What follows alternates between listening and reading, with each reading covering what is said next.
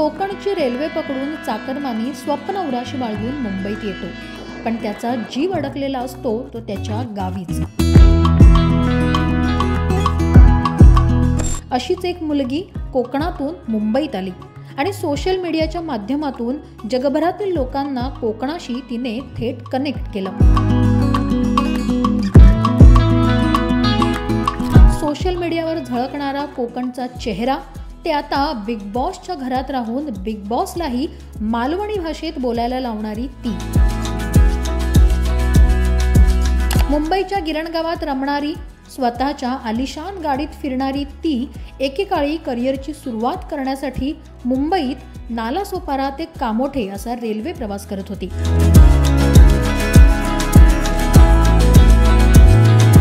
2016 या वर्षी कोकणातून मुंबईत आलेल्या या मालवणी चेडूचा नोकरीसाठीचा स्ट्रगल कसा होता जाणून घेऊया आजच्या एपिसोडमध्ये थेट तिच्याकडूनच.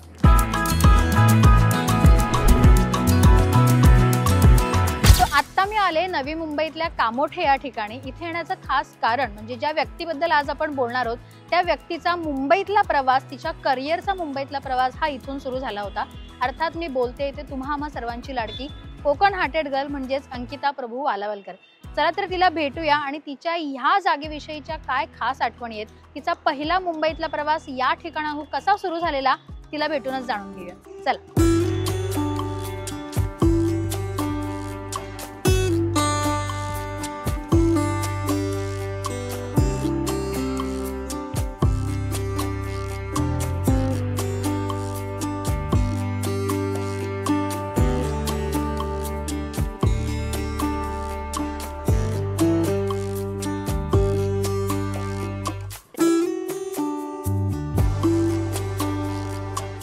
वेलकम अंकिता प्रभू वालावलकर. हॅलो.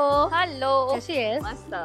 खूप बरं वाटलं तुला भेटून. मला सुद्धा. आणि जसं मी मगाचपासूनच प्रेक्षकांना सांगते आपल्या की प्रत्येकाची मुंबईची एक वेगळी सुरुवात असते आणि जो माणूस फार लांबून मुंबईत येतो त्याची काही स्वप्न असतात. सो मला जेवढं कळलंय की तुझी सुरुवात इथून झालेली, या शहरापासून, आणि जिथे आपण आता उभे आहोत तिथूनच तुझी सुरुवात झालेली.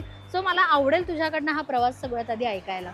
प्रवास आता मला पण इथे येऊन एकदम सगळ्या आठवणी माझ्या जाग्या होत आहेत. मी राहत होते मुंबईत आल्यानंतर नालासोपारामध्ये, आणि नालासोपारामधनं माझा जॉब होता हा इथे मानसरोवर स्टेशनला उतरून मी इथे यायचे कामोठ्यामध्ये. ओके. सो म्हणजे जे मुंबईचे आहेत त्यांना कळलं असेल की मी केवढा मोठा प्रवास करून 10 वाजता ऑफिसला तेव्हा पोहोचायचे. आणि हीच ती बिल्डिंग आहे जिथे मी सिव्हिल इंजिनियर म्हणून सगळ्यात पहिला माझा जॉब केला. म्हणजे मुंबईत आल्या आल्या तुझा पहिला जॉब इंजिनिअरिंगशी रिलेटेड इथेच होता. हो. पण इथे येणं कसं झालं? तू म्हणालीस तू नालासोपाराला राहायचीस. सो ते म्हणतात ना की इंडस्ट्रीमध्ये कोणीतरी असं एक गॉडफादर असल्याशिवाय आपण ते मुंबईपर्यंत तिथून पुढे पोहोचू शकत नाही. इथपर्यंत पोहोचली कशी मग? ह्या बिल्डिंगचं जेव्हा कन्स्ट्रक्शन चालू होतं तर ह्या बिल्डिंगचे एक कॉन्ट्रॅक्टर होते, ते ॲज अ टुरिस्ट मालवण फिरायला आले होते. अच्छा. आणि तेव्हा ते आमच्या घरी आले होते काहीतरी फिरायला की काही, आणि मी पुस्तक वाचत होते जे इंजिनिअरिंग रिलेटेड होतं. तर त्यांनी ते बघितलं आणि ते म्हणाले की तू काय करतेस? तर मी म्हटलं मी सिव्हिल इंजिनिअरिंग करते. तर ते म्हणाले की मी असं कॉन्ट्रॅक्टर आहे. तर ते एक असतं ना की इंजिनिअरिंगची ती पेज जेव्हा आपण प्रत्येकाला सांगत असतो जॉब असेल तर सांगा, जॉब असेल तर सांगा, तसंच मी केलं की जॉब मिळेल का मला मुंबईमध्ये, मला मुंबईत यायचं. आणि त्यांनी सांगितलं की ठीक आहे मी साहेबांशी बोलेन, तू मुंबईत या आणि मला सांग. सो त्यांच्या भरोशावर सुरेश काका म्हणून येतात, आता त्यांचा आणि माझा फारसा तेवढा कॉन्टॅक्ट नाही झालाय, पण त्यांच्या भरोशावर मी मुंबईत आले. आणि मुंबईत आल्यानंतर आता राहायचं कुठे, मग ते ऑनलाईन सर्च केलं गुगलवरती स्वस्त कुठे आहे, तर ते नालासोपारा ऑप्शन दाखवलं होतं तेव्हा. आणि मग माझ्या मित्रांच्या मदतीने मी एक तिथे फ्लॅट घेतला आणि मी नालासोपारात राहत होते आणि इथे जॉब करत होते. ओके. पण हा जॉब तू म्हणालीस तसं नेमक्या या जॉबमध्ये तुला काय करावं लागत होतं? कारण एक प्रश्न पडतो ना सगळ्यांना की इंजिनिअरिंग केलंय तर आता इंजिनिअरिंग म्हणजे कुठेतरी मुंबईला जाऊन छान मोठा जॉब असणार, आणि हा पहिला जॉब किती महिने केलास ते पण मला ऐकायचं. पहिला जॉब मी जवळपास 1.5 वर्ष केला. ओके. 1.5 वर्ष केला, पण मी नालासोपारा टू हे ट्रॅव्हल 3च महिने करू शकले. त्याच्यावरती मला ते जमण्यासारखं नव्हतं, कारण सकाळी 6ला निघायला लागायचं, तेव्हा 10ला मी इथे पोहोचायचे. पोहोचल्यानंतर मी इथे झोपा काढायचे, त्याच्यामुळे ते जमत नव्हतं. मग बोरिवलीमधून मी 2 महिने माझ्या मित्राच्या घरी राहिले, तिथून केलं. आणि नंतर मग दादरला मला पीजी मध्ये राहण्याचं हे मिळालं. माझ्यासोबत 2 मैत्रिणी होत्या, मग दादरमधून केलं. सो दादरवरनं ते थोडं मला इझी वाटत होतं, कारण 2 ट्रेन चेंज करायला लागत होत्या.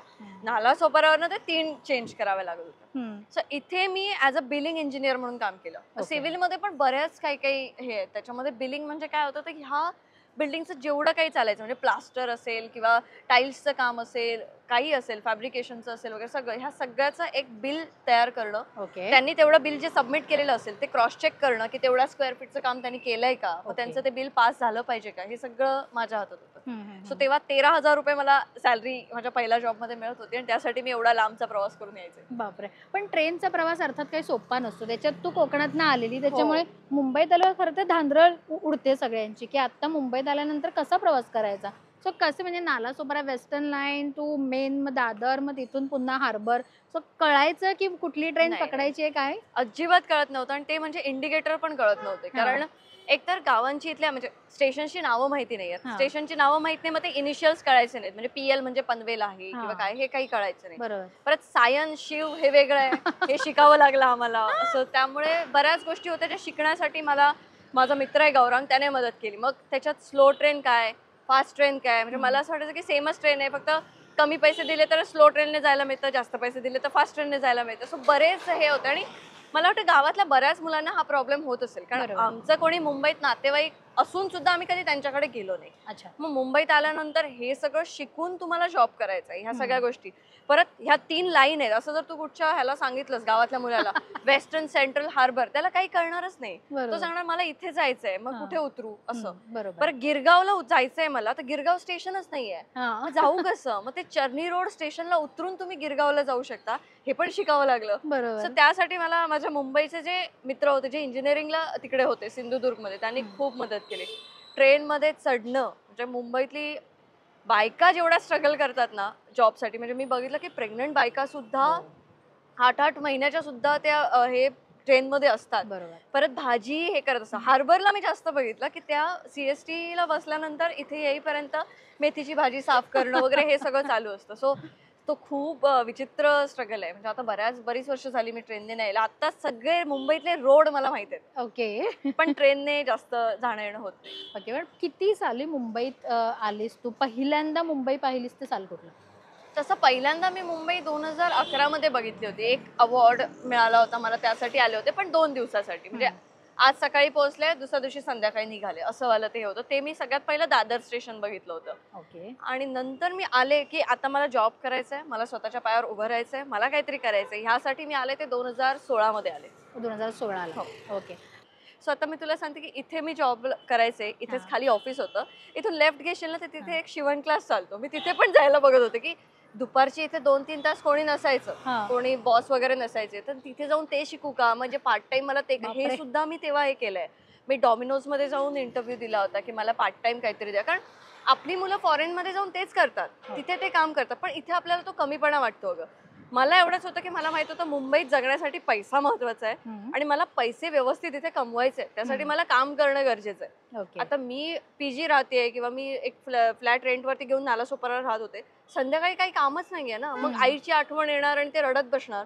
त्यापेक्षा आपण कामात स्वतःला गुंतवून घेतलं तर काहीतरी इन्कम जनरेट होईल, असं माझं ते होतं. त्यामुळे मी सतत शोधत होते की आता काहीतरी वेगळं करते, आता काहीतरी वेगळं करते, आणि त्यामुळेच इंजिनिअरिंग वरून मी असं इकडे आले. म्हणजे ते कळलंही नाही मला मार्ग माझे कधी बदलले. सो सोशल मीडिया इन्फ्लुएन्सर म्हणून लोकांचं असं म्हणणं असतं की आता बरेच पैसे कमवतात सोशल.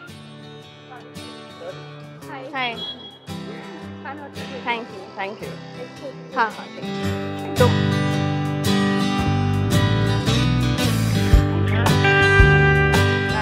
फॅन्स भेटत राहतात अंकिता.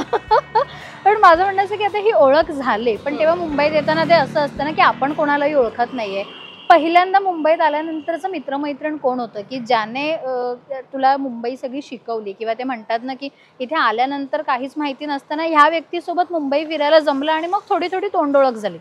नाही, असं होतं की मी इंजिनिअरिंगला ज्या कॉलेजला होते ना, 80% स्टुडंट्स हे सगळे मुंबईचे होते. ओके. त्यामुळे मला मुंबईत येऊन मैत्री करावी लागली नाही कोणाशी. ऑलरेडी माझे जे तिथे मित्र होते तेच मुंबईत राहत होते, त्यामुळे मला तेच मित्र इथे मिळाले की ज्यांनी मला सांगितलं. म्हणजे बोरिवलीला गौरांग होता, फोर्ट साईडला वगैरे भरत नावाचा माझा एक मित्र होता. या सगळ्यांनी मला इकडच्या बऱ्याच गोष्टी शिकवल्या, त्यामुळे मी इथे थांबू शकले. मुंबईमध्ये. सो मित्र आधीपासून होते. मित्र आधीपासून. तेव्हा मुंबईत आल्यानंतरचा असं कोणी व्यक्ती की जिच्यामुळे तुला वाटलं की आता मुंबईत तू बिनधास्त छान राहू शकते, जेव्हा ते म्हणतात, कारण आपल्या आई वडिलांना एक भीती असते, मुंबईत एकटी मुलगी गेली म्हटल्यावर इथल्या इथे मुंबईत लोकांना भीती असते. सो तुझ्या आई वडिलांनी तुला कोकणात ना इकडे मुंबईत पाठवलं, सो त्यांना अशी भीती की आता तिच्यासोबत कोण असेल, सतत कोणीतरी एक व्यक्ती असायला हवी की जी दिवस रात्र तुझ्यासोबत असेल, किंवा ऍटलिस्ट ते म्हणतात ना चर्चा तरी व्हायला हवी. नव्हतं, आई बाबांची अशी काही काळजी नव्हती कधीच. म्हणजे त्यांनी असं होतं की त्यांना माहित होतं की काहीतरी करणार जा असं. पण एक फेज असा आला होता की मला वाटत होतं की मी नाही टिकू शकणार आहे मुंबईमध्ये, की ही खूप एवढं धावतं आहे सगळं आणि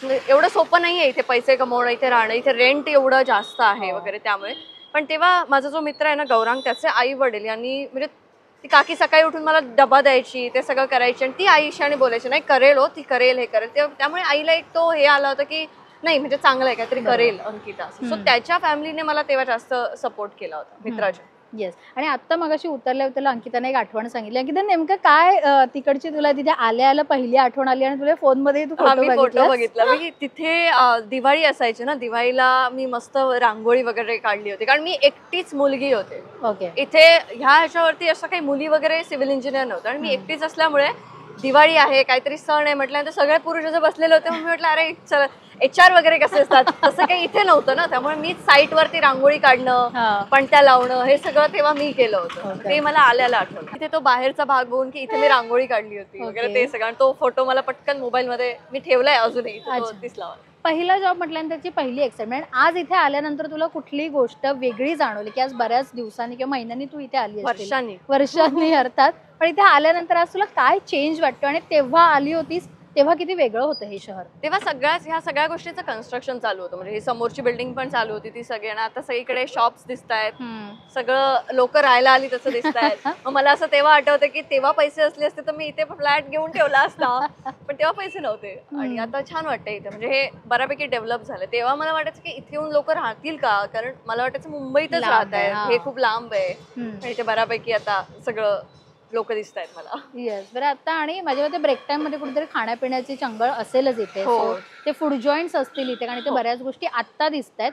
तेव्हा अशी कुठे स्पेसिफिक जागा होती जिथे तू जायची सतत? होती, म्हणजे आहे ती अजूनही कॉर्नरला. मी येताना स्वतः चेक केलं, पण प्रॉब्लेम असा होता की तेव्हा पैसे कमी असायचे माझ्याकडे, त्यामुळे मी खूप लिमिटेड गोष्टी तिथल्या ट्राय केल्या. आपण ट्राय करू शकतो. चला मग तिथे जाऊन आता बाकीच्या गप्पा मारूया, जिथे थोडासा ब्रेक घ्यायची अंकिता आणि म्हणजे थोड्याशा झोपा काढते. जॉब करताना थोडीशी तंगळ मंगळ होतेच आपली, पण जिथे आता ब्रेक टाइम होत होता तिथे ती जागा बदलली आहे का, तिथे आता काय मेन्यू आहे, तिचं फेवरेट कुठली गोष्ट आहे, चला तर बघूया.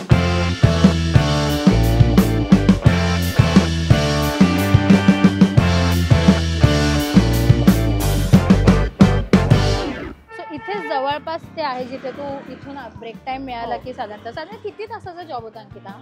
माझा सकाळी 10 वाजल्यापासून संध्याकाळी 5:30-6 पर्यंत वगैरे असायचा. पण पावसाळा वगैरे असताना ते मला सांगायचे की तू लवकर जा, कारण त्यांनाही माहित होतं नाला सोपारा पोहोचायचंय मला, त्यामुळे ते तेवढं फ्लेक्सिबिलिटी होती. इथे पण 1-2 हॉटेल होती, पण आता ती दिसत नाही आहेत मला, पण ते एकच जे आहे ते दुकान आहे तिथे आपण जाऊ शकतो. ओके. पण इथे या जॉब मध्ये मित्रमैत्रिणी झालेच नाही किंवा कलिग म्हणतात आहेत ते अजूनही कॉन्टॅक्ट मध्ये आहेत, पण आता ते वेगवेगळ्या ठिकाणी जॉब करतात. पण माझ्या एजचं कोणी नव्हतं, मीच लहान होते, सगळे मोठे होते, त्यामुळे माझे लाड असे बरेच झाले होते. सांभाळून घेणं माझ्यासाठी खूप होतं, हे सगळे सांभाळून घ्यायचं. ओके. पण तू मगाशी म्हणालीस तसं की पहिला जॉब होता हा आणि तुला पेमेंट 13,000 रुपये होतं, तरी पण माझ्या मध्ये पहिल्या जॉबचं मुंबई मधलं पहिल्या पेमेंटचं तू केलंस काय 13,000 रुपये? पहिलं पेमेंट मी बाबांना दिलं होतं, कारण मी मंदिराचं पेंटिंग त्या पेमेंट मधनं करून घेईन असं माझा नवस होता. त्यामुळे आमचं एक श्रीकृष्णाचं मंदिर आहे देवबागला, सो त्याच्या पेंटिंग साठी म्हणून तो चेक मी नेऊन बाबांकडे दिला होता पहिला. हो, पण तो नवस कशासाठी, असं स्पेसिफिक मुंबईत येऊन काहीतरी करण्यासाठी असं बोललो? असं काही नाही, असं बोललं होतं की माझ्या पहिल्या पगार मधून मी मंदिर छान रंगवून घेईन, बस, बाकी काही नाही. जॉब तर कुठचाही मिळेल असं होतं, पण तो पहिला पगार मी मंदिर रंगवण्यासाठी देईन असं होतं, त्यामुळे ते पैसे बाबांकडे नेऊन देईन. अरे वा. सो आता ते डेस्टिनेशन आमचं जवळ आलेलं आहे, फूड स्टेशन.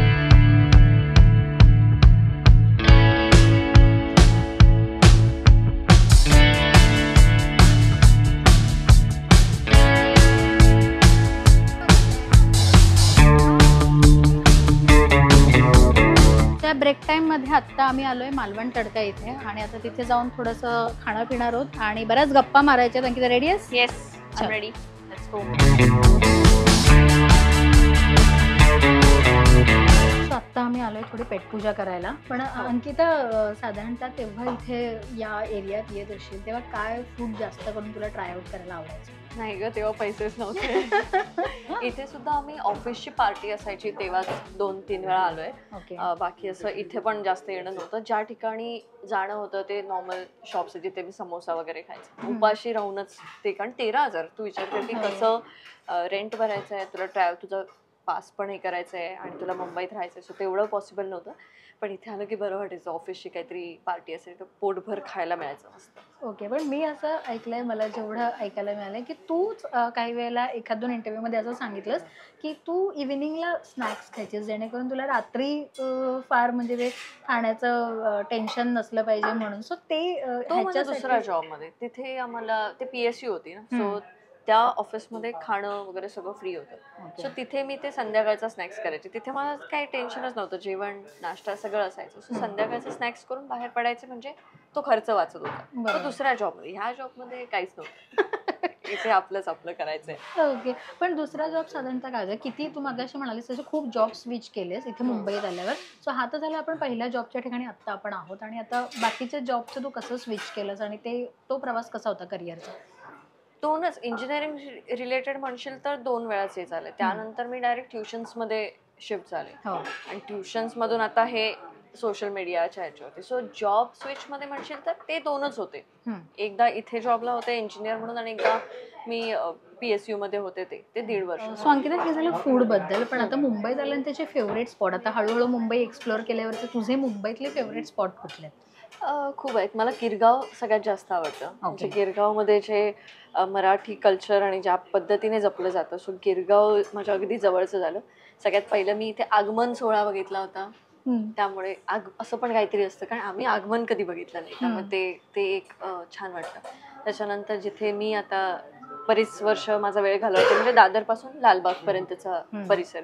आणि लालबाग म्हटल्यानंतर चिंचपोकीचा चिंतामणी. सो हे सगळ्या माझ्या जास्त कनेक्शन मला जागा आहे. पण बऱ्याच जणांनी तुला पहिल्यांदा जेव्हा मुंबईत पाहिलं तेव्हा गिरगाव याच ठिकाणी पाहिलं की गिरगाव, लालबाग, चिंतामणी याच ठिकाणी तुला बऱ्याच जणांनी नोटीस केलं. एकदा तुझं ते फेम मिळाल्यानंतर तुला गिरगावला बऱ्याच ठिकाणी पाहिलं. तिथं तू ढोल वादनाची पण प्रॅक्टिस करते. सो ते कधीपासून सुरू झालं? ते 2019 पासून मी जॉईन केलं गिरगाव ध्वज पथक. त्यामुळे माझं गिरगावशी जास्त अजून कनेक्शन स्ट्रॉंग झालं. आणि ती गुढीपाडवाची शोभायात्रा या सगळ्या गोष्टींमध्ये मी नेहमी असते. ओके, तू गणपती म्हणालीस त्याच्यामुळे आता कोकणातला गणपती जास्त आवडतोय की मुंबईतला आगमन सोहळा जास्त आवडतोय? कोकणातला गणपती म्हणजे घरचा गणपती, तो घरचा गणपती असतो. असं नाही की मला मुंबईतला आवडत नाही, पण घरच्या गणपतीला जाण्याची जी ओढ कोकणी माणसाची असते ती आहेच. त्यामुळे मी कधी 1च वर्ष फक्त मला अनुभवायचं होतं म्हणून मी मुंबईमध्ये आले होते घरचा गणपती झाल्यानंतर, की इथले गणपती कसे काय आहेत ते. पण ते तेवढं नाही, त्याच्यापेक्षा ते घरचंच चांगलं वाटतं. सो मी आता नेहमी गणपतीला घरीच असते. ओके, आणि माझ्यामध्ये आत्ताच तू काही दिवसांपूर्वी पाठ देण्याचा एक व्हिडिओ केला. सो त्याच्याबद्दल आम्हाला तेव्हा खूप इमोशनल होतं ना, तुला पाहायला मिळालं. सो तो म्हणजे दरवर्षी बाबांना मदत करण्याचा तुझाच तिचे हातभार जास्त असतो? बाबांना मदत करण्यापेक्षा मला खूप आधीपासून असं होतं की गणपतीचं जे काही आहे ते मला हवं तसं आणि माझ्या पद्धतीने मला करून घ्यायचंय.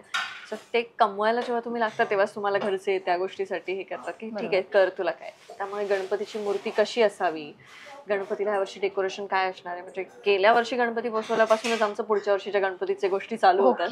सो तसं ते चालूच होतं. तर ह्या वर्षी मग आता मी गेले होते घरी तर म्हटलं पाठ वगैरे सगळं देऊन येऊया. बरं, आता काही दिवसांपूर्वीच तू आणखीन एक व्हिडिओ केला होता, म्हणजे तुझी आई मुंबईत आली होती आणि ते तुम्ही मॉल सगळी सफर केलेली. पण खरं तर म्हणायला गेलं तर आपले आईवडील फार साधे असतात आणि त्याच्यात तुझ्या आईवडील कोकणातच राहतात. सो मुंबईत आल्यानंतर त्यांना एकतर कुठे कुठे फिरवलंस आणि जेव्हा तुझ्या आईचा तो एक व्हिडिओ बघितला की तो एक्सिलेटरवरनं चढण्याचा, सो आता आई रुळली की नाही अजून? नाही, मुंबईकर होते की नाही? अजिबात नाही, तिला अजिबात आवडतही नाही. तिला गावीच आवडतं. तिला मी जबरदस्ती, ही तिची दुसरी ट्रिप होती मुंबईतली. गेल्या वर्षी तिला मी मुंबईत घेऊन आले होते आणि यावर्षी पण तिला मी हट्ट केला की नाही 4 दिवसासाठी ये. आणि आमचं रिसॉर्ट असल्यामुळे बाकीच्या दिवसांमध्ये येणं कधीच शक्य नसतं. हा जून पासून गणपतीपर्यंतचा जो वेळ असतो ज्यामध्ये रिसॉर्ट्स बंद असतात, कारण तिकडे बीचवरती काहीच ऍक्टिव्हिटीज नसतात त्यामुळे. मग हाच एक वेळ असतो ज्याच्यामध्ये आई बाबा बाहेर पडू शकतात, पण बाबा तर अजिबातच ऐकत नाहीत. म्हणजे ते कसं, त्यांना घराला कुलूप लावून कुठे जायचंच नाही. म्हणजे मला वाटलं होतं की सीसीटीव्ही लावल्यानंतर बाबा ऐकतील, तर मी सीसीटीव्ही पण लावले, पण नाही, त्यातही त्यांना सॅटिस्फॅक्शन नाही. मग आईच आली यावर्षी आणि फिरली, पण नाही आवडलं तिला मुंबई. काय बोलते? म्हणते गर्दी, धावपळ, किती लोक आहेत, असं बस कुतूहलाने गोष्टी ती बघत होती, पण घाबरतही होती तेवढीच. अचानक आपण त्यांना चेंज नाही देऊ शकत, तो जो आपण अडॅप्ट केलाय तो ते नाही अडॅप्ट करू शकत. तिचं ते तेवढंच होतं. तिला मी मूवी सुद्धा बघायला घेऊन गेले होते, सो ते तिने एक्सपिरियन्स केलं. म्हणजे झोपून सुद्धा मूवी बघता येतो, हे माझ्यासाठी सुद्धा तेव्हा हे होतं की झोपून पण बघता येतं, अरे असं पण आहे. म्हणजे जास्त पैसे दिले की काय काय होतंय असं ते होतं. त्यामुळे ते आईला गेल्या वर्षी पण मी तोच एक्सपिरियन्स दिला, या वर्षी पण तोच.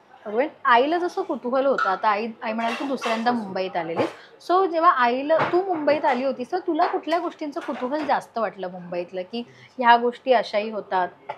येस, तू घेऊ शकतेस. हो, तुला असं कुठल्या गोष्टींचं कुतूहल जास्त वाटलेलं की अरे अशा गोष्टी पण मुंबईत असतात? बऱ्याच गोष्टींचं. म्हणजे मुंबई आत्ता मुंबई गोवा हायवेच्या इथे फ्लायओव्हर्स झालेत, नाही तर आम्ही कधी असे रस्ते जातात हे कधी बघितलं नव्हतं.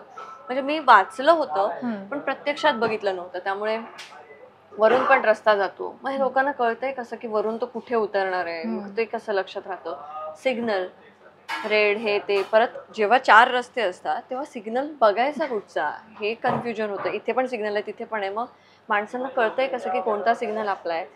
लोकल तर ती पण आहेच की ते त्याचं कसं स्लो ट्रेन फास्ट आहे, सो प्रत्येक गोष्टीचा मुंबईत कुतूहल होतो. पण मुंबईला तू ट्रेन मधला जो प्रवास करायचीस, किती साधारणतः म्हणजे ते धक्के खाऊन यायचं, आणि ती सवय अशी अचानक होणं पॉसिबलच नाही कुठल्याही बाहेरून आलेल्या माणसाला. सो त्या प्रवासात असं कधी विचित्र अनुभव आला का, किंवा असं काही टेन्शन वालं? म्हणजे मला उतरायचं असायचं दादरला वगैरे, आणि मी त्याच्या पुढच्या स्टेशनला उतरायचे, कारण ते गर्दीमध्ये जमायचंच नाही. परत तो ट्रेनचा रूल आहे सेट केलेला मुंबईतल्या लोकांनी की तुम्हाला जर पुढच्या स्टेशनला उतरायचं असेल तर तुम्ही दारात उभं राहायचं, नाहीतर आतमध्ये सरका वगैरे, हे सगळ्या गोष्टी माहित नव्हत्या. आणि पटकन असं ते सांगतात की तुम्हाला उतरायचंय का पुढच्या स्टेशनला, नाही मग तुम्ही इथे का उभे राहिले, आतमध्ये चला. ते असं वाटायचं की लोक ओळखत नाहीत तरी सुद्धा रागात बोलतात आपल्याशी, म्हणजे एवढं बोलावंच लागतं. पण मुंबईने ती एक गोष्ट शिकवली की बोलकं राहिलं पाहिजे. समोरचा माणूस ओळखीचा जरी नसला तरी तुम्हाला बोललं पाहिजे. गावी सहसा तसं नसतं, त्यामुळे ते बोलायला मी इकडे येऊन शिकले की बोललं पाहिजे. ओके. मुंबईतनं जेव्हा पहिल्यांदा गावी गेली होतीस, पहिला फेम मिळाला तेव्हा तिकडच्या लोकांनी कसं रिॲक्ट केलेलं? कोकण हातेत गल्ला तेव्हा कसं उचलून धरलं गावातल्या लोकांनी? नाही, काही नाही, नॉर्मल, असं काही वेगळं असं काहीच नाही, अजूनही नाही.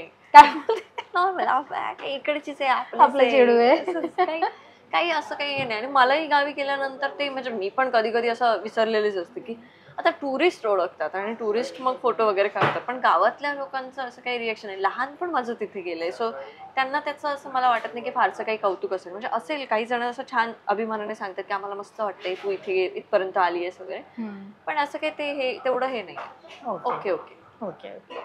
तर थोडंसं मध्ये मध्ये खाऊया आपण, तू सुरुवात करू शकते. हे मध्ये मध्ये खाण्यासारखं असं लोकांना वाटेल मी तेव्हा पण येऊन असं एक्सपेन्सिव्ह रेस्टॉरंटमध्ये खायचे, तर मी अजिबात खायचे नाही. मी आता परत एकदा क्लिअर करते, इथे फुकट ऑफिस पार्टीलाच यायचो आम्ही.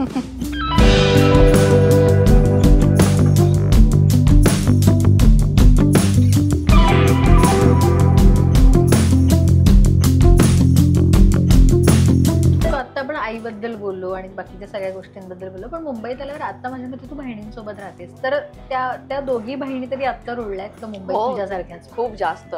छोटी तर सगळ्यात जास्त, म्हणजे मला काही गोष्टी माहिती नाही त्या आता तिला माहिती आहेत, एवढी ती छान रुळली आहे. पण त्या दोघी बहिणी करतात काय? जसं तुझा करिअरचा हा एक ग्राफ सुरू झालाय, तसं आता त्या दोघी मुंबईत येऊन काय करतात? माझी मधली बहीण आहे, तिचं MCOM झालंय, ती आता बँक एक्झाम साठी प्रिपेअर करते, आणि छोटी बहीण आहे ती पण इंजिनिअरिंग करते, डेटा सायन्स. ओके. पण मग आता कोकणात जाणं तेवढं पहिल्यासारखं होतं की नाही, की माझं सतत होत असतं? मी सतत जात येत असते, म्हणजे अशी वन डे ट्रिप पण असते माझी, ट्रेनने नाही तर कारने, पण माझं जाणं येणं असतं, कारण माझं बिझनेस तिकडे आहे, शॉप तिकडे आहे, त्यामुळे माझं जाणं येणं नेहमी असतं. ओके. पण अंकिता, खरं तर मुंबईत आल्यानंतर आपण ही मुंबई म्हणतो की स्वप्न नगरी आहे, प्रत्येकाची स्वप्न पूर्ण करण्यासाठी लोक इथे येतात. आता तू एवढ्या कामाच्या निमित्ताने एवढ्या ठिकाणी फिरतेस, तुला बरंच घर देखील स्विच करावं लागलं असेल, स्वतःचं घर व्हावं अशी एक इच्छा असते प्रत्येकाची. सो तुझं असं काही स्वप्न इथे आल्यानंतर, आता सेट झाल्यानंतर असं काही आहे का? आहे स्वतःचं घर तर मला घ्यायचंच आहे. खूप आधीपासून स्वप्न आहे आणि मी सगळीकडे त्याबद्दल पोस्ट करत असते. ओके आता होईल होपफुली. ओके, पण प्रोसेस चालू आहे? नाही ग, अजूनही नाही प्रोसेस चालू आहे, पण घेईन. ओके, पण असं का कुठे आपलं प्लॅनिंग असतं ना की मुंबईत या ठिकाणी मला स्वतःचं घर हवंय, असं काही अंकिताचे विचार आहेत का? ज्या ठिकाणी घ्यावं असं वाटतं त्या ठिकाणचं बजेट होत नाही, त्यामुळे मी आता असा विचार केला की अजिबात विचार नाही करायचा. जेव्हा असं वाटेल की नाही आता घ्यायचंय तेव्हा घेऊन टाकायचं. त्यामुळे आता नाही मी जास्त विचार करत. आता काही विचार नाही करायचा. बरं, थोड्याशा गप्पा मारायच्यात. आता आमचं इकडचं खाऊन झालंय, पेटपूजा करून झाली. आता आम्ही पुन्हा जरा बाहेर जातोय, आणखीन काही गोष्टी एक्सप्लोर करायच्या आहेत. सो आता इथून आम्ही निघतोय, पुढचा प्रवास पुन्हा एकदा बाहेर. चल.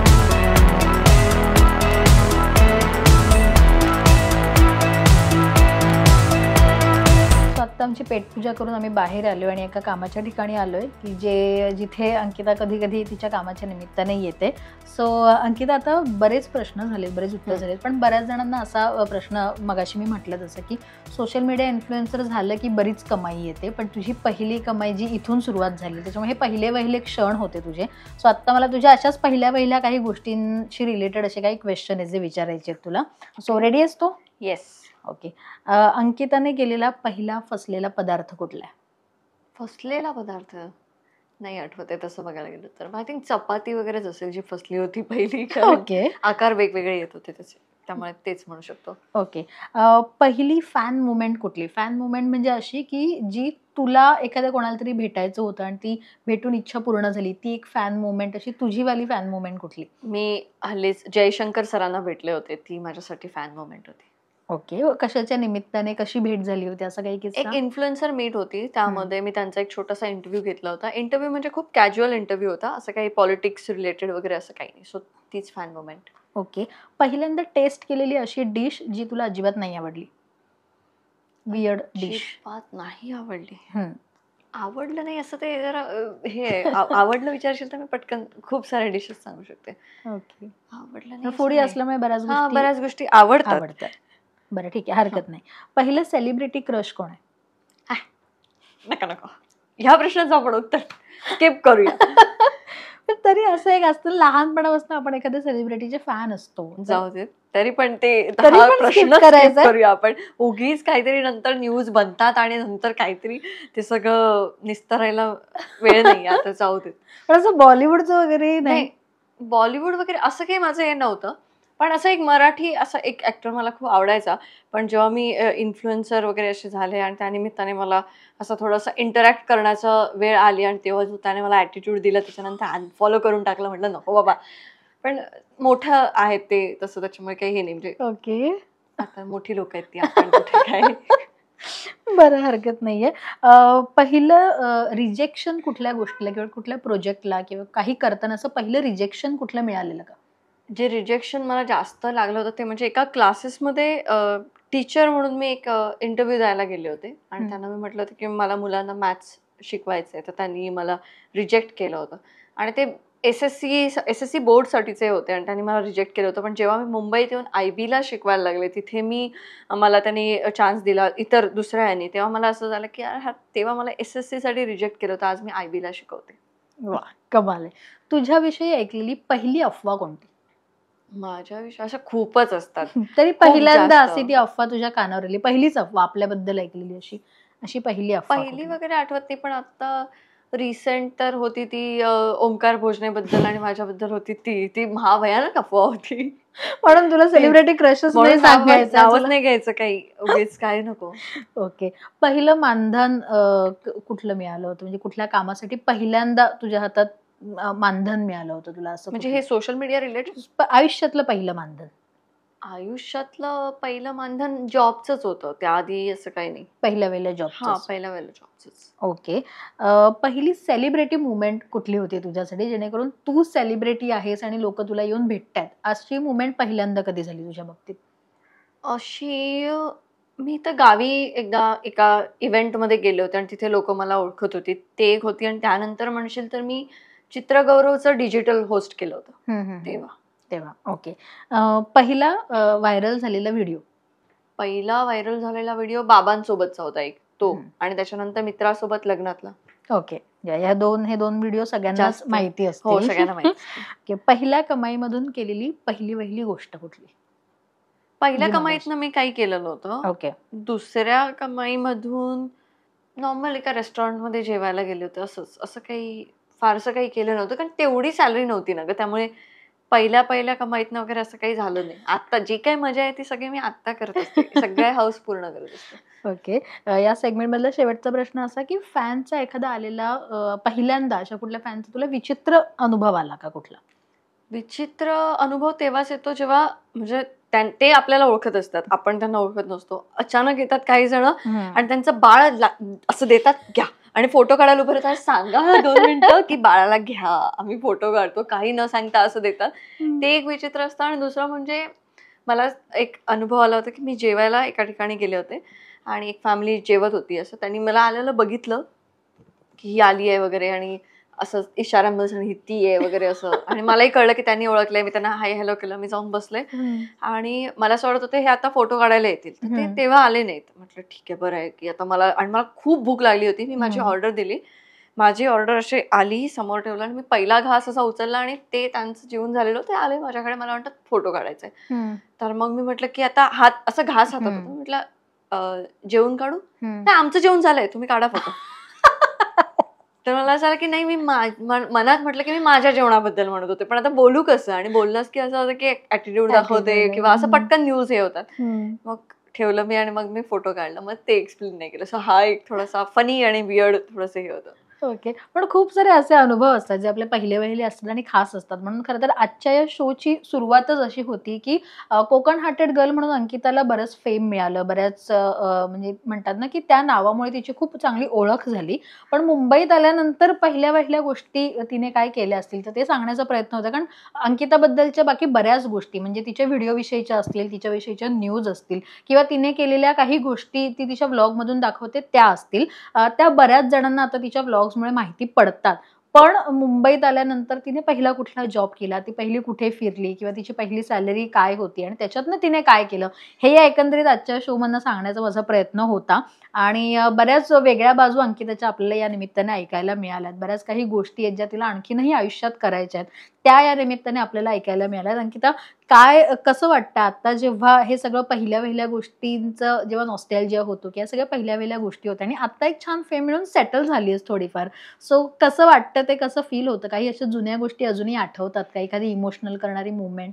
खूप छान वाटतं. म्हणजे आधी आपण जेव्हा माझ्यासारख्या मुली जेव्हा काही बॅकग्राऊंड नसताना मुंबईत येतात आणि आम्ही विचार करतो की मला हे करायचंय, मला ते करायचंय, स्वतःच्या जीवावरती करायचंय, मग त्या गोष्टी सक्सेस आपण एक स्टेप पुढे येतो. म्हणजे आताही तू म्हणालीस की सेटल झाली आहेस, पण मी अजूनही समजते की नाही, अजून सेटल नाही झाले.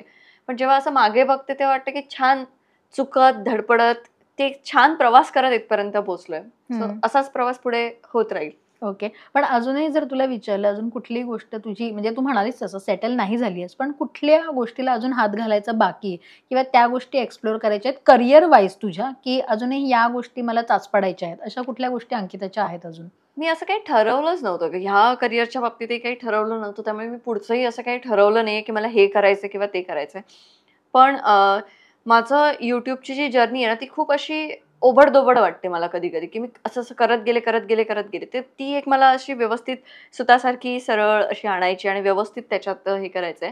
आणि दुसरी गोष्ट म्हणजे मला घर घ्यायचंय, त्यामुळे त्या गोष्टीसाठी माझे प्रयत्न चालू होते. जे एवढं सोपं नाहीये मुंबईमध्ये घर घेणं. म्हणजे बऱ्याच वेळेला बऱ्याच इन्फ्लुएन्सर्सचे वगैरे आपण व्हिडिओ बघतो की त्यांनी घर घेतलंय किंवा काय घेतलंय, तर त्यांना त्यांच्या आई वडिलांचा किंवा कुठून ना कुठून तरी काही ना काहीतरी सपोर्ट असतो. सगळ्यांचाच मी म्हणत नाही, पण बऱ्यापैकी लोकांना तो असतो. किंवा त्यांचं ऑलरेडी मुंबईत घर असतं, ते विकून ते दुसरं घर घेतात आणि मग फक्त ते आपण फीत कापताना वगैरे फोटो व्हिडिओ बघतो आणि त्यामुळे बरेच लोक होतात की अरे यार ह्यांनी खूप कमी वयात घेतलं, आपण का नाही घेऊ शकत. तर मी अजूनही नाही घेऊ शकत आहे. तर मी सगळ्यांना तेच सांगते की एवढं सोपं नाहीये की एखादं स्वतःचं घर बनवणं मुंबईमध्ये, त्यामुळे त्याच्यासाठी माझे सध्या प्रयत्न चालू आहेत. ओके, बरं, एक अशी गोष्ट आता मुंबईशी कनेक्टेड आपण हा सगळा व्हिडिओ बनवलाय म्हणून एखादी गोष्ट अशी मागे जाऊन तुला आठवली तर ती कुठली गोष्ट मुंबईमधला तो तुझा स्पेशल क्षण तुला आठवेल आतापर्यंतच्या मुंबईमधल्या जर्नीचा, की जरी तू कोकण हार्टेड गर्ल म्हणून ओळखली जरी गेली असशील तरी मुंबईमधला तुझा असा एक क्षण की इथे आल्यानंतरचा असू दे या एकंदरीत तुझ्या प्रवासातला असू दे, असा एक क्षण मागे वळून पाहताना कुठला तुला तुझा खूप खास वाटतो? खास असा क्षण सगळेच तेवढेच स्पेशल होते असं, कारण मी काही वेगळ्याने विचार तेव्हा ह्या आधी करिअरचा विचारच केला नव्हता. एक नॉर्मल चाकरमानीवाले फील घेण्यासाठी मुंबईत आलेली मी. त्यामुळे प्रत्येक म्हणजे ट्रेनची जर्नी म्हण, ती लोकल ट्रेनमधनं ते प्रवास करणं, तो सुद्धा एक वेगळा एक्सपिरियन्स होता. म्हणजे आत्ता विचार केला तर वाटतं की किती स्ट्रगल आहे, किती लोक अजूनही स्ट्रगल करतायत. तो एक स्पेशल हे होता. असं सगळं स्पेशल आहे मुंबईमध्ये आणि मला ते तेवढं स्पेशल वेगवेगळ्या अँगलने नेहमी वाटत राहतं. मी असं ऐकलं तुझे बिझनेस प्लॅन्स खूप चांगले असतात. म्हणजे तुझ्या एखाद्या गोष्टीबद्दल जर तुझ्याशी काही डिस्कशन करायचं असेल तर तुझे थॉट्स आणि ते बिझनेस प्लॅनिंग खूप चांगलं असतं. सो हे कुठून आले आणि अंकिता पहिल्यापासून अशी होती का की ह्या प्लॅनिंगच्या बाबतीत, का मुंबईत येऊन ती हे सगळं शिकली लोकांना बघून बघून? नाही, या बाबतीत मी पहिल्यापासूनच होते. कारण बिझनेसचं हे म्हणशील तर माझ्या वडिलांकडनंच आलेलं आहे. ते बाबा त्याच ह्याच्यामध्ये होते आणि बाबांचे स्वतःचे 3-4 छोटे-छोटे बिझनेस होते. त्यामुळे त्याच्यातनं मी शिकत होते, की कसं काय करायचं. आणि लहान असताना मी शाळेतनं पेरू वगैरे नेऊन पण विकलेत. की मला असं वाटायचं मी काहीतरी फार मोठी कमाई करते, की घरी अरे पेरू फुकट जाते. तर मी असं ते घेऊन जायचे शाळेमध्ये आणि ते असं द्यायचे वगैरे आणि त्याचे पैसे बाबांना आणून द्यायचे, की बघा मी काहीतरी मोठं केलंय. सो बिझनेस बद्दल मला खूप आधीपासून होतं. पण असं नव्हतं की मला बिझनेस करायचा आहे. पण आता नंतर मला असं मी तो प्रॉब्लेम किंवा काय कुठची गोष्ट लोकांपर्यंत मी पोहोचवू शकते ह्या गोष्टींबद्दलची जास्त जाणून घेण्याची माझी मुंबईत आल्यानंतरही झाली, की इथे लोकांना काय आपण चांगलं पोहोचवू शकतो. त्यामुळे तो बिझनेसचा एक मला प्लॅटफॉर्म मिळाला. ओके. आणि तू जे व्लॉग करतेस किंवा तू एखाद्या गोष्टीवर किंवा जे काही ट्रेंड चालू असेल किंवा जे काही सध्या चालू असेल, सुरू असेल, त्याच्यावरही तू तुझं स्पष्ट मत मांडतेस आणि ते मतही बऱ्याच लोकांना पटतं, नाही पटत, अशा बऱ्याच सगळ्या तुला रिॲक्शन येत असतील. या निमित्ताने तुला राज ठाकरेंना देखील भेटायला मिळालं होतं. पण त्याच्यानंतर अशा बातम्या सुरू झालेल्या की तू मनसेमध्ये प्रवेश करणार का? हो, मला आमदार पण केलं होतं लोकांनी. अगदी आमदारकीचं तिकीट वगैरे सगळं सगळं झालं होतं. पण न्यूज पटकन बनतात हेच मला म्हणजे दिसतं. आणि त्यामुळे या प्लॅटफॉर्म वरती आल्यानंतर आणि आता एवढं फेमस झाल्यानंतर म्हणजे जेवढं माझ्याकडे फेम आहे त्याने बोलताना खूप विचार करून बोलावं लागतो.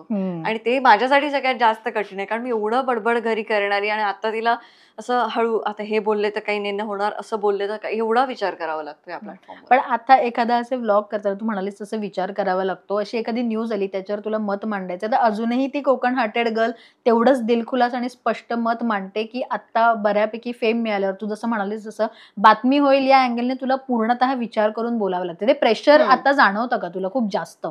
थोडंफार जाणवतं, असं नाही की जास्त. म्हणजे एक माझी मतं ही माझी मतं असतात आणि ती क्लिअर असतात, ते मी नेहमीच बोलते. पण काही काही वेळेला असं असतं की आपण एखाद्या कॉन्ट्रॅक्टमध्ये असतो किंवा एखादं काहीतरी आपलं शूट चालू असतं आणि ते लोक आपल्याला सांगतात की काही तुम्ही अशा गोष्टींमध्ये वक्तव्य देऊ नका की ज्याने आम्हाला काही त्रास होईल. मग तेव्हा ते शांत बसावं लागतं. मग तेव्हा असं मला वाटतं की अरे बोलावंसं वाटतंय पण बोलता येत नाही. आणि बोलताना पण खूपच जास्त विचार करावा लागतोय. म्हणजे विचार करून प्रत्येकाने बोललंच पाहिजे. पण इथे असं आहे की तुमचा एक शब्द मागे पुढे आहे की तेवढाच लोक उचलून धरतायत आणि त्याचे न्यूज होते किंवा तुम्हाला ट्रोल केलं जाते. त्यामुळे ते थोडंसं कधीतरी प्रेशर जाणवतो मला. ओके. पण सिने इंडस्ट्रीमधनं अशी कधी अंकिताला ऑफर आली का, एखादं गाणं किंवा एखादा प्रोजेक्ट केल्यानंतर तुला अशा ऍक्टिंगची किंवा कुठल्या अशा प्रोजेक्टची ऑफर आली का, की जे? भरपूर आल्या अगं. म्हणजे सिरियलच्या पण भरपूर आल्या. काल परवा पण एक आली होती. नेहमीच येत असतात सिरियल्स, मूवीजसाठी पण आल्या. पण जिथे मला असं जाणवतं ना, म्हणजे सिरियल करणाऱ्या सगळ्यांचं आयुष्य किती कठीण आहे हे मी खूप जवळून बघितलंय. कारण टीव्ही समोर बसून ती सिरियल बघणं हे खूप सोपं आहे. पण 13-13, 14-14 तास ते लोक काम करतात.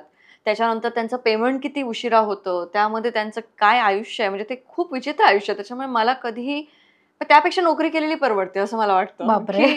9 to 5 करून तुम्ही ऍटलीस्ट घरी येताय. इथे तुमचं काही रुटीन नाहीये. तुम्हाला कधीही कॉल टाइम असतो. त्यांच्या शूटच्या लोकेशनला तुम्हाला जायचंय वगैरे. त्यामुळे सिरियल मला कधीच करायची नव्हती. मी गेस्ट अपीअरन्स वालेच करते. पण ते मला ह्यापुढे मला नाही वाटत की मी करू शकेन सिरियल्स. ओके. म्हणजे जर वेळेचं ते हे असेल ना तर करू शकते. पण 13-14 तास स्वतःचे देऊन वगैरे ते माझ्या, कारण बाकीचे बिझनेस वगैरे जे आहे तिथे माझा पूर्ण दुर्लक्ष होणार, जो मी अफोर्ड नाही करू शकत. त्यामुळे बऱ्याच वेळेला मी सिरियल्सचं जेव्हा येतं तेव्हा त्यांना तेच सांगते की ह्या वेळेत होऊ शकतं का, मॅनेज होऊ शकतं का, तर मी करू शकते असं. आणि फिल्म्सचं म्हणशील तर आतापर्यंत जेवढ्या फिल्म्स आल्या ना त्यामध्ये एक इन्फ्लुएन्सर म्हणून जेव्हा तुमच्याकडे एक टार्गेट ऑडियन्स असते ना, तेव्हा त्या ऑडियन्सला फक्त कॅच करण्यासाठी रोल मिळतोय असं मला वाटत होतं. एक्झॅक्टली. आणि मला असं वाटतं की असं नका देऊ. जर तुम्हाला वाटते की मी करू शकते, माझ्यात ती कॅपॅबिलिटी आहे की ही ऍक्टिंग करू शकते, तर कारण मी अशी मुलगी आहे की जी कधी स्टेजवरती गेलीच नाही, जिला स्टेज फिअर आहे, जिला नाही कधी फेस करायला आवडायचं. वक्तृत्व स्पर्धेमध्ये मला आई पाठवायची, तर मी आईला समोर बसवायचे आणि फक्त आईच्या डोळ्यात डोळे घालून मी सगळं स्पीच वगैरे काय असेल ते बोलायचे आणि बाकी कुठेच बघायचे नाही. त्यामुळे मी 3rd किंवा 4th यायचे आणि रिझन त्याच्या मागे हेच असायचं की हिने आय कॉन्टॅक्टच नाही ठेवला. आणि मला असं असायचं जाऊ दे, मला नाही ठेवायचं आय कॉन्टॅक्ट, कानातनं वाफा येतात, डोळ्यातनं वाफा येतात, मी फक्त आईला बघायचे. त्यामुळे ऍक्टिंगच्या बाबतीत माझा तोच एक हे असतो की जेव्हा कोणी मला फिल्मसाठी विचारतं त्यांनी प्रमोशनल गोष्टींचा विचार करून मला फिल्ममध्ये घ्यावं असं मला वाटत नाही, की ऍक्टिंग हिला येते, ही छान करू शकते म्हणून आपण हिला घेऊया.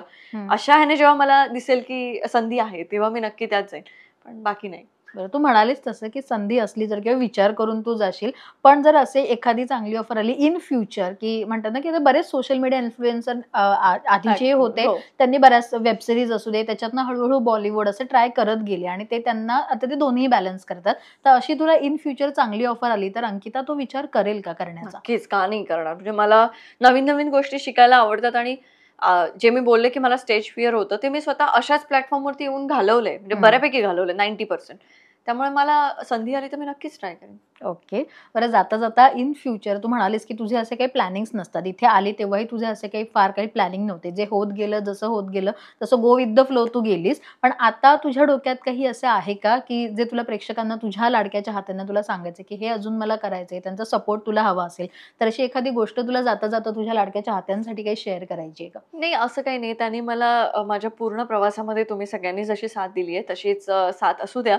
आणि कुठे तुम्हाला जर वाटलं की मी चुकते तर असं ओरडून सांगण्यापेक्षा किंवा हे करण्यापेक्षा मला समजावून सांगा, मी नक्कीच त्या गोष्टीचा नक्की विचार करेन. Yes, thank you so much Ankita. खूप छान वाटलं बोलून तुझ्याशी आणि बराच प्रवास तुझा अनुभवता आला, बऱ्याच वेगवेगळ्या गोष्टी तुझ्याकडनं कळल्या. आय होप तुझ्या सगळ्या इच्छा ज्या आहेत त्या पूर्ण होऊ देत आणि लवकरात लवकर तुझी जी काही स्वप्न आहेत ती पूर्ण होऊ देत. तुझा प्रवास एवढा खडतर प्रत्येकाचा असतो, मुंबईत आल्यानंतरचा पुढचा प्रवास सगळाच खडतर असतो. तूही तो प्रवास केलायस, त्याच्यामुळे तर तुझ्या स्वप्नांच्या मार्गाला तू राहावंस असं वाटतं. थँक्यू सो मच आणि खूप खूप शुभेच्छा आहेत तुला.